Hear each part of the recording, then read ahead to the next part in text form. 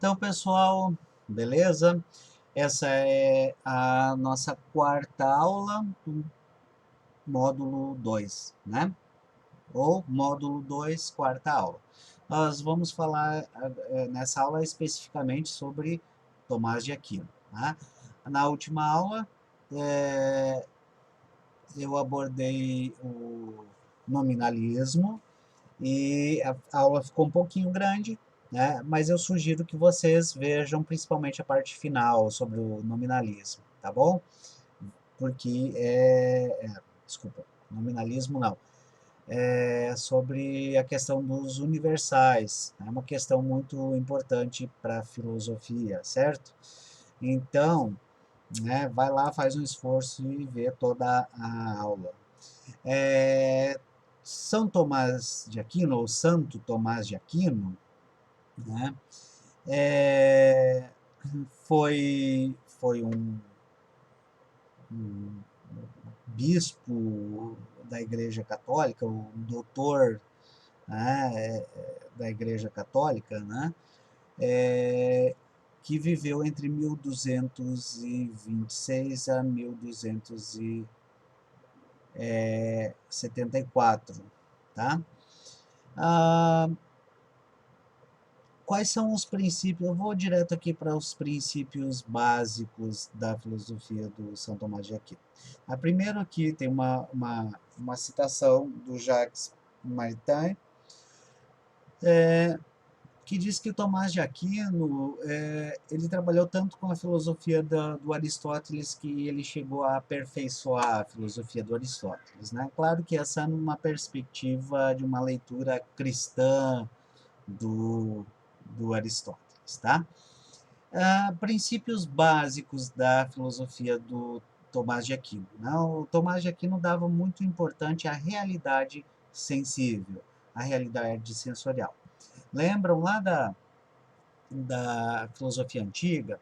Lembra daquele quadro, né, eu esqueci o nome do pintor agora. Mas lembram daquele quadro em que aparece o Platão apontando para o alto, né, para o mundo das ideias, e o Rafael, agora eu lembrei, o pintor é o Rafael, né? Então, Platão apontando para o alto e o Aristóteles apontando para baixo, né, fazendo o sinal com a mão, né? Tipo, menos Platão, menos, né?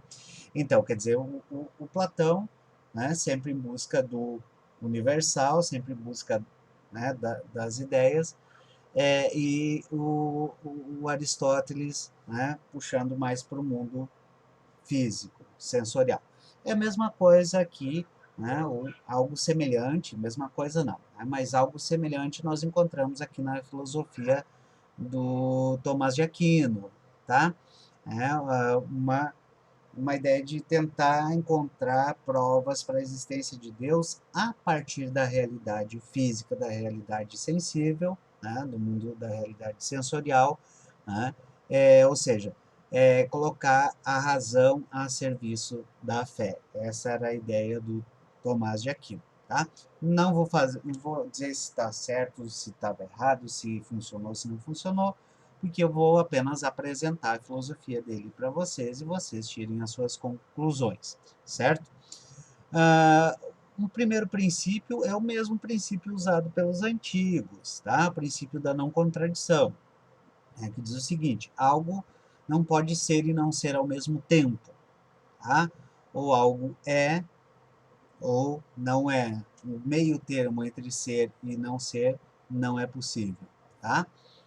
Parece algo bobo, né? É uma verdade tautológica, ou seja, é evidente por si mesmo. Claro que algo não pode ser e não ser, né, ao mesmo tempo, mas no, no processo de argumentação, às vezes, né, se cria uma contradição quando a gente afirma num certo momento e depois nega alguma coisa. Então, o princípio da contradição, da não contradição, está aí para lembrar que não é possível afirmar e negar ao mesmo tempo, tá? Bem, o princípio da substância, né? Ele diz o seguinte: na existência dos seres podemos distinguir a substância, que é a essência, né? A ideia de que existe algo que é essencial, necessário para a existência do ser, e o acidente, ou seja, coisas que não são atributos de algum ser, mas não são necessários, ou seja, não são substanciais, tá? Né?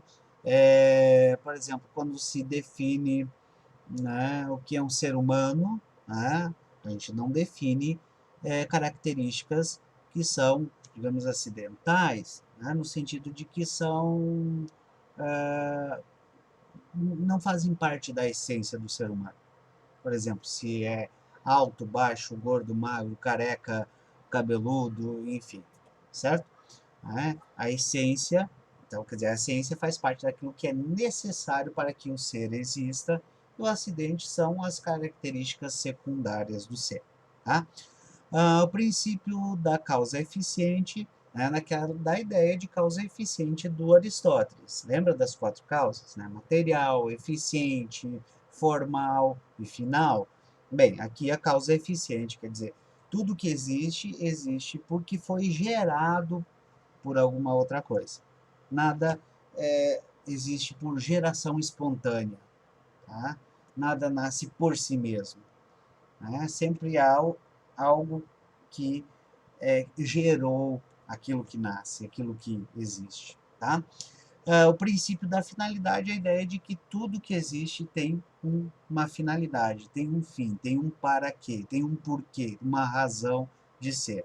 E o princípio do ato e potência tem a ver com a ideia de ato e potência do Aristóteles. Né? Quer dizer, para que algo exista agora, em ato, primeiro deve ter existido em potência. Né? Tipo, a semente que depois vira, né, a árvore, ou flor, ou planta. Né? Ou, né, quer dizer, para que exista essa aula, primeiro tem que ter existido, né, todo esse conjunto de ferramentas, né, texto, o professor tem que ter lido, preparado, enfim, gravado e postado. Aqui, né, eu estou nesse momento gravando uma aula em potencial. Somente quando ela for vista por vocês é que ela vai existir em ato, tá? Então, isso pode se aplicar a tudo que existe, né? Inclusive as aulas, né? Tá. Uma distinção muito importante para o Tomás de Aquino é a distinção entre ser e essência. A ideia de que algo é, né, no sentido apenas de existir, né, não quer dizer que esse existente seja essencial. Né? De forma mais geral, ele quer dizer o seguinte, né? Que nós só podemos dizer que existe um ser no sentido pleno da palavra ser para aquilo que é eternamente, ou seja, Deus. Só Deus pode ter o atributo de ser, com S maiúsculo. Nós existimos, ou seja, nós somos enquanto participamos, né, ou somos parte da existência divina. Ele começa a construir toda uma teologia a partir da filosofia do Aristóteles, certo? Bem, daí desses princípios derivam as provas da existência de Deus, que seriam, né, no primeiro motor, né, que está relacionado àquela ideia de que tudo que existe precisa ter uma origem, né, e deve ter havido uma primeira origem, e essa primeira origem de tudo que existe é Deus. Tá? Mas isso é apenas uma prova da existência de Deus, por Tomás de Aquino. Uma segunda prova seria a ideia da causa eficiente. Lembram das causas do Aristóteles, né? Tá? Quer dizer, se tudo que existe tem uma causa que é eficiente, ou seja, algo que fez, né, que provocou a existência, né, então deve ter havido uma causa eficiente primeira, né, que tá ligado àquela ideia do primeiro motor, né, ou seja, um Deus. Aqui a distinção, uma terceira prova deriva daquela distinção entre o necessário e o contingente. Tudo que existe no mundo é contingente, ou seja, tudo é perecível, tudo que existe é finito, né? E, no entanto, nós usamos a palavra ser, né, no sentido do absoluto, no sentido de se referir a uma existência que nunca acaba, de uma existência eterna, e para São Tomás de Aquino nós só podemos usar o ser nesse sentido se existir um ser, ou seja, Deus, tá?